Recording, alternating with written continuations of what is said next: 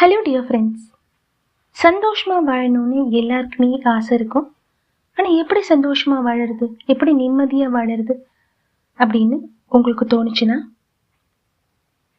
இந்த வீடியோ உங்களுக்கானது.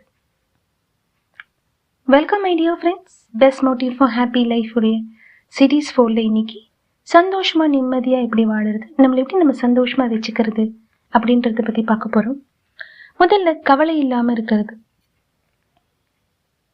யாராவது நம்மளை பற்றி ஏதாவது கமெண்ட் சொன்னாலோ இல்லை நம்மளை பற்றி ஏதாவது குறைகள் சொன்னாலோ முதல்ல அது ஒரு ஜென்யூனான குறையா அப்படின்னு யோசிங்க. நம்மக்கிட்ட இந்த குறை இருக்கா, அதை எப்படி நம்ம திருத்திக்கிறது, திருத்திக்க வேண்டிய அவசியம் இருக்கான்னு செல்ஃப் அனாலிசிஸ் பண்ணுங்க. அப்படி உங்களுக்கு திருத்திக்கணும், அது கரெக்டான குறை தான் தோணுச்சுன்னா திருத்திக்கிறதுக்கான முயற்சிகள் எடுங்க. அதே சமயம் லைஃபோட நெக்ஸ்ட் ஸ்டெப்க்கு போயிட்டுருங்க. இன்னொரு பாயிண்ட், எதையாவது பாஸ்ட் நினைச்சு நம்மளை நாமே கஷ்டப்படுத்திக்கிறது, கவலைப்பட்டுட்டு இருக்கிறது. பாஸ்ட் நம்ம கையில இல்லை. நடந்து முடிந்த விஷயங்களை பற்றி நம்ம நினைக்கிறதுனால பிரயோஜனமும் இல்லை.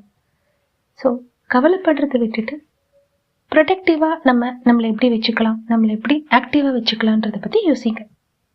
ஸோ கவலைப்படாமல் இருக்கிறது ஃபஸ்ட்டு பாயிண்ட். இரண்டாவது பாயிண்ட், எந்த செயல் எடுத்தாலுமே நம்ம பாசிட்டிவாக திங்க் பண்ணணும். ஒரு சிறு செயலாக கூட இருக்கலாம், ஆனால் நேர்மறை சிந்தனையோட பாசிட்டிவாக திங்க் பண்ணி நம்ம அப்ரோச் பண்ணணும். ஸோ பாசிட்டிவ் திங்கிங்கோடு இருக்கிறது இரண்டாவது பாயிண்ட். மூன்றாவது பாயிண்ட், பொறாமை. பொறாமைன்றது ஒரு பெரிய கொடிய நோயினே சொல்லலாம்.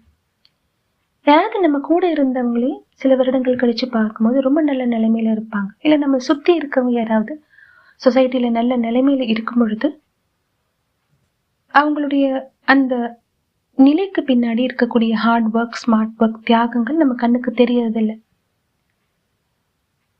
சில டைம் பொறாமைகள் தோணலாம். பட் ஆனால் நல்ல நிலைமைக்கு வந்தவங்களை பார்த்து பொறாமப்படுறதை விட அவங்கள ஒரு இன்ஸ்பிரேஷனாக எடுத்துக்கிட்டு நம்ம ஸ்டைலில் நம்மளுடைய லைஃப்பில் ஸ்மார்ட் ஒர்க் பண்ணி முன்னுக்கு வருது ரொம்ப நல்லது. ஸோ பொறாமைப்படாமல் இருக்கிறது, மற்றவங்களை பார்த்து பொறாமைப்படாமல் இருக்கிறது மூன்றாவது பாயிண்ட். நான்காவது பாயிண்ட், கம்பேரிசன். மற்றவங்களோட நம்மளை ஒப்பிட்டு பார்க்கறது, அதை வச்சு நம்ம கவலைப்படுறது. சில டைம் யாருடைய லைஃபோடையுமே நம்மளோட லைஃப்பை ஒப்பிட்டு பார்க்க முடியாது, கம்பேர் பண்ண முடியாது ஃப்ரெண்ட்ஸ். ஏன்னா ஒருத்தருடைய சுக துக்கங்கள், அவங்களோட வாழ்க்கை முறை, குடும்பம், லைஃப் எல்லாமே டிஃப்ரெண்ட்டானது. ஸோ யாரோடையும் நம்ம எப்பயுமே கம்பேர் பண்ணி பார்க்கக்கூடாது. வீட்டில் இருக்கவங்க கம்பேர் பண்ணி பேசினாலும் அதை அவங்களுக்கு புரிய வைக்கணும். ஸோ கம்பேரிசன் வித் அதர்ஸ் செய்யவே கூடாது. அப்படி செஞ்சால் நம்மளுடைய சந்தோஷம் டிஸ்டர்ப் ஆகும். இது மூன்றாவது பாயிண்ட். நான்காவது பாயிண்ட், பெஸ்ட் டைம் மேனேஜ்மெண்ட். நம்மளுடைய டைமை நம்ம எப்படி ப்ரொடக்டிவாக யூஸ் பண்ணுறது அன்னைக்குன்ட்டு நீங்கள் ஒரு பிளானிங், ஒரு சின்ன நோட்ஸ் எடுத்து உங்கள் கண்ணுக்கு தெரிகிற ஏதாவது ஒரு இடத்துல ஸ்டிக் பண்ணி வச்சுட்டு நீங்கள் அது பிரகாரம் நடக்கலாம். இல்லையா உங்களுடைய எப்படி கன்வீனியன்ட்டோ அது பிரகாரம் பிளான் பண்ணிவிட்டு அந்த டே ஃபுல்லாகவே லைஃப் ப்ரொடக்டிவாக எடுத்துகிட்டு போகலாம். ஸோ அந்த எண்ட் ஆஃப் த டேயில் நீங்கள் ப்ரொடக்டிவாக அந்த டைமை யூஸ் பண்ணிங்கன்னா உங்களுக்கு ஒரு சந்தோஷமும் நிம்மதியும் மன அமைதியும் கிடைக்கும்.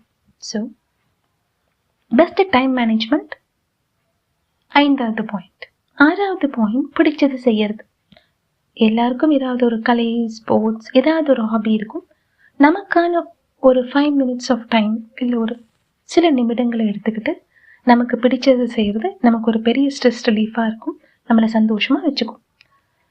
அடுத்ததாக ஏழாவது பாயிண்ட், இப்போ இன்னர் மைண்டை எப்படி நம்ம சந்தோஷமாக வச்சுக்கிறது, அதுக்கு பெஸ்ட்டு மெடிடேஷன். மார்னிங் நம்மளுடைய உடம்பு பல மணி நேர ரெஸ்ட்டுக்கு அப்புறம் ரொம்ப ஆரோக்கியமாகவும் ஃப்ரெஷ்ஷாகவும் எனர்ஜெட்டிக்காக இருக்கும். மைண்ட் ரொம்ப ரிலாக்ஸ்டாக இருக்கும், ஸ்ட்ரெஸ் ரிலீஃபாக இருக்கும்.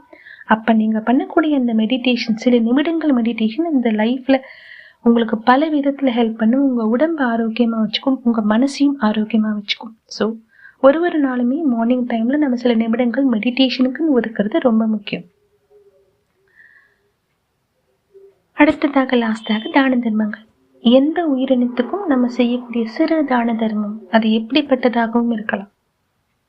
அன்னதானம், கல்விக்கு உதவுறது, ஏழை எளியோர் மக்களுக்கு உதவுறது, ஒரு சிறு தான தர்மம், சிறு தொகையிலையும் உங்கள் வசதிக்கு ஏற்ப நீங்கள் செய்யக்கூடிய தான தர்மம் உங்களுக்கு மன அமைதியும் நிம்மதியும் சந்தோஷத்தையும் கொடுக்கும். நம்மளை சுற்றி இருக்கவங்க சந்தோஷமாக இருக்கும் போது நமக்கு அந்த பாசிட்டிவ் வைப்ரேஷன் நல்ல நிம்மதியும் சந்தோஷத்தையும் கொடுக்கும்.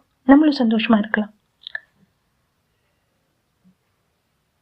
ஸோ இப்போ மனசு சந்தோஷமாக வச்சுக்கிறத பற்றி பார்த்தோம். பட் இதுக்கான பேஸ் உடல் ஆரோக்கியம். ஆமாம் ஃப்ரெண்ட்ஸ், உடல் ஆரோக்கியத்துக்கு நம்மளால் முடிஞ்ச ஏதாவது ஒரு எக்ஸசைஸ், வாக்கிங், உங்களுக்கு பிடிச்ச ஏதாவது ஆசனாஸ் ஏதாவது செய்து உங்களோட உடலையும் நீங்கள் ஆரோக்கியமாக வச்சுக்கணும். ஏன்னா உடல் ஆரோக்கியமாக இருந்தால் மட்டுமே நம்ம இத்தனை விஷயங்களையும் மனசையும் ஆரோக்கியமாக வச்சுக்க முடியும், இத்தனை விஷயங்களையும் செய்ய முடியும். ஸோ டியர் ஃப்ரெண்ட்ஸ், இந்த சேனலில் வந்த இந்த வீடியோ உங்களுக்கு பிடிச்சிருக்கும்னு நம்புகிறேன். இந்த வீடியோஸ்லாம் உங்களுக்கு பிடிச்சிருந்தா இந்த சேனலுக்கு சப்ஸ்கிரைப் பண்ணி எனக்கு மோட்டிவேஷன் கொடுங்க. அண்ட் இந்த வீடியோஸை லைக் பண்ணுங்கள். இன்னும் கொஞ்சம் இன்ட்ரெஸ்டிங் சப்ஜெக்ட்ஸோடு உங்களை அகெயின் மீட் பண்ணுறேன். until then bye.